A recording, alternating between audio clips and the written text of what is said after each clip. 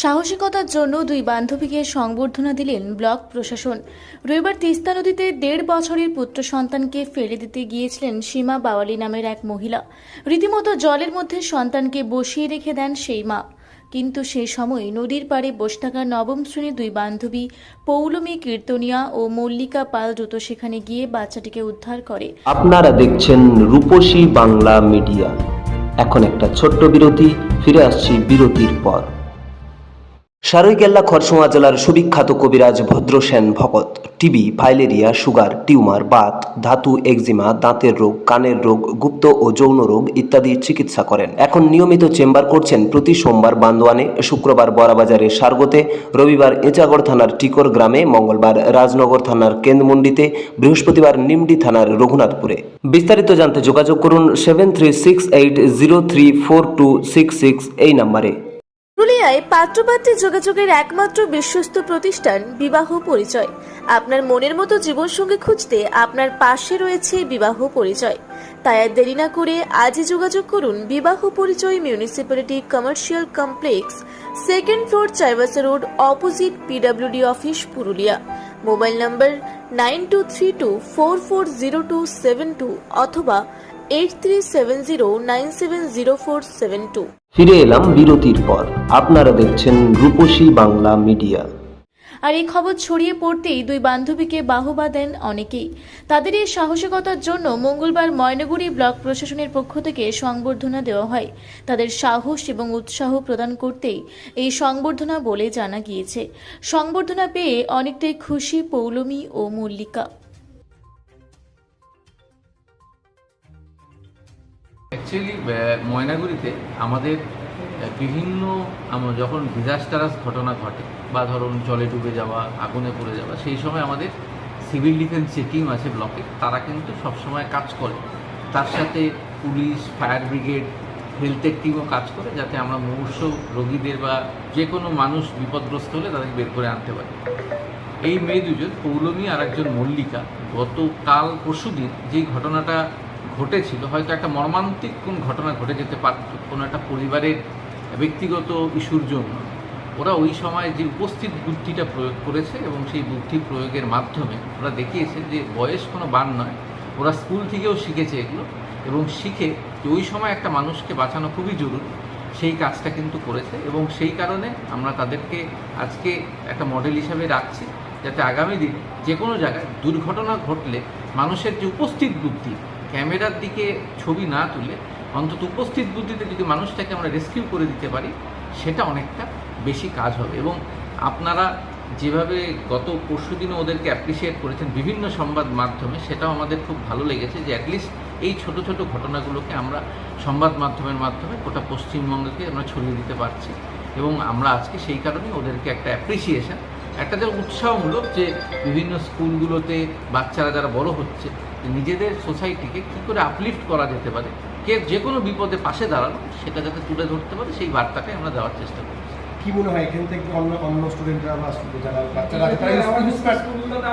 Inspire হবে? আজকে আপনারা দেখলেন ময়নাগুড়ি টাউনে সিভিল ডিফেন্স এবং ফায়ার ব্রিগেডের জয়েন্ট ড্রিল হয়েছে এবং সেটা আমরা মার্কেট প্লেসে করেছি। আমরা সেখানেই ফায়ার ব্রিগেডের টিমকে আমরা প্রপোজাল দিয়েছি যে বিভিন্ন স্কুলগুলোতে এই যে গ্যাস সিলিন্ডার থেকে শুরু করে বাজ পড়লে যে মারা যায়, এবং তাছাড়াও এই যে জলে ডুবে মারা যায়। আপনারা জানেন কিছুদিন আগে একটা জল ঢাকাতে একটা ঘটনা হয়, একটা বাচ্চা ছেলে মারা যায়। তখন আমরা সেখানে বিভিন্ন বোর্ডও ইনস্টল করেছি আমাদের নদীগুলোর সামনে।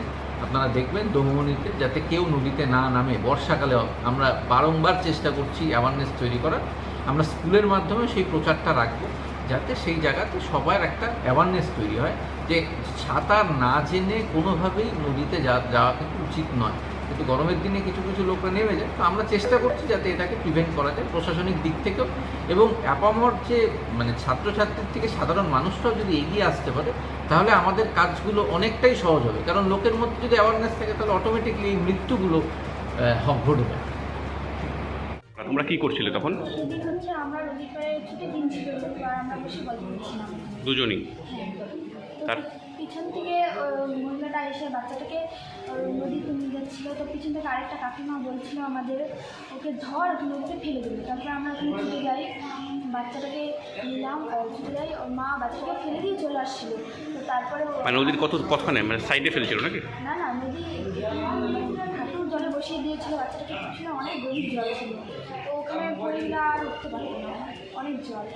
তো তারপরে ওখানে ওরকম করে বসিয়ে দিয়েছিল। আমি ওখানে গিয়েছি, তো আমাকে বলছে যে একদম ধরবি না, ও মরে যাক, এরকম করে আমাকে বলছে। তারপর দিয়ে উঠালো, তারপরে উঠিয়ে তারপরে কে তুললো নদীর থেকে ওকে? আচ্ছা আচ্ছা। তারপর ওখানে তারপর নদীর কাছে দিল। তো তারপরে সবাই গ্রামের লোক আসলো, তো ওদের কাছে দিয়ে দিল।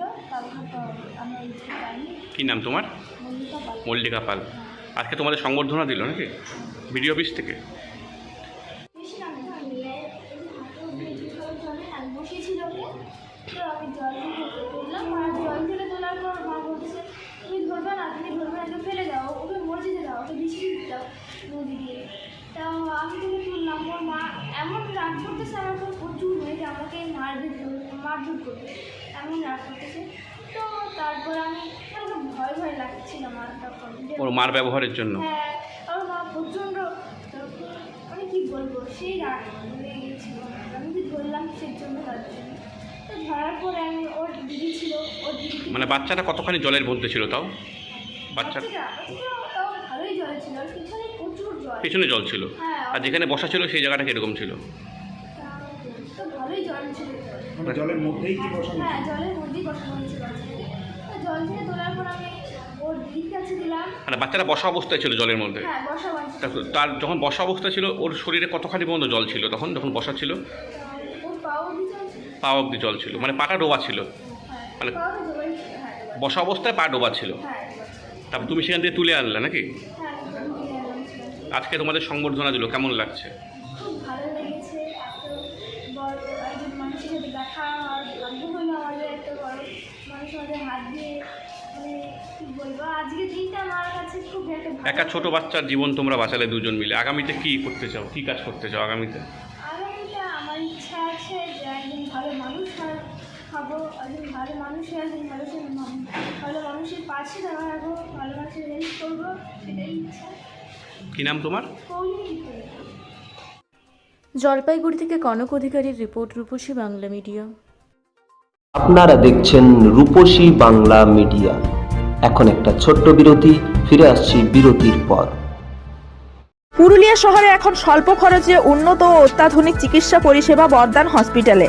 এখানে general, laparoscopic, gynaecologist, paediatrician, anaesthetist, general physician, orthopaedic সহ বিভিন্ন রোগের অভিজ্ঞ ডাক্তারবাবুরা নিয়মিত রোগী দেখছেন। এছাড়াও 24 ঘন্টা বিনামূল্যে অ্যাম্বুলেন্স পরিষেবা রয়েছে, স্বাস্থ্যসাথীর সুবিধাও। যোগাযোগ করুন বর্দান হসপিটাল, রাঁচি রোড, সৈনিক স্কুলের নিকটে। মোবাইল নাম্বার 8918968624 এই নাম্বারে। ফিরে এলাম বিরতির পর। আপনারা দেখছেন রূপসী বাংলা মিডিয়া।